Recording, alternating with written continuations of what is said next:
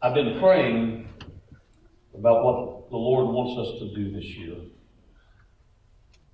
And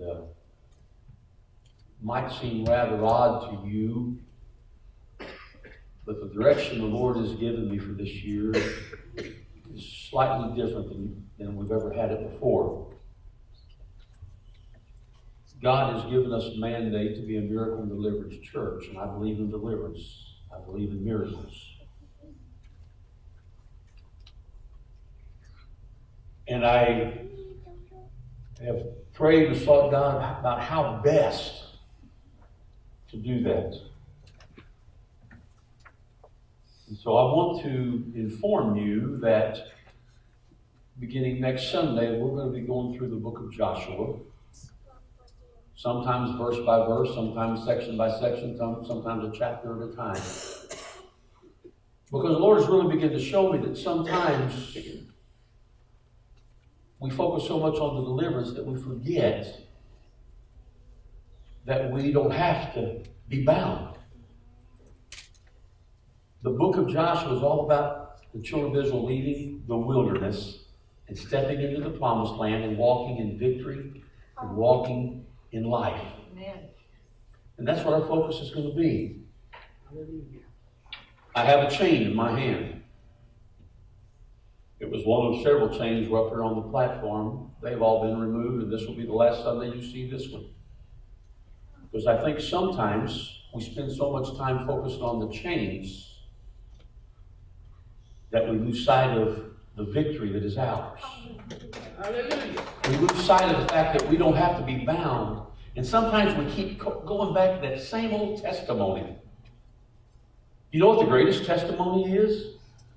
Is I live today without failing. I live today in the presence of God. I walk today in His presence and listen to His voice. I know change are real. But I would like for us, instead of focusing on that testimony, to focus on the new one that lies ahead. To focus on the new one that He has in store for us. If for some reason you miss a service, check out our YouTube channel. They tell me that there's a way you can subscribe to it and you can click on some bell or something that says that every time a new sermon comes up, it notifies you that it's there. For those that are watching this via the YouTube thing right now, don't miss out on this. And this is not because I'm the one being the preacher, because it's what God is saying, that we can walk in victory. We can walk in the promised land. We can walk a victorious life. That's God's plan for us. He has plans for us to prosper.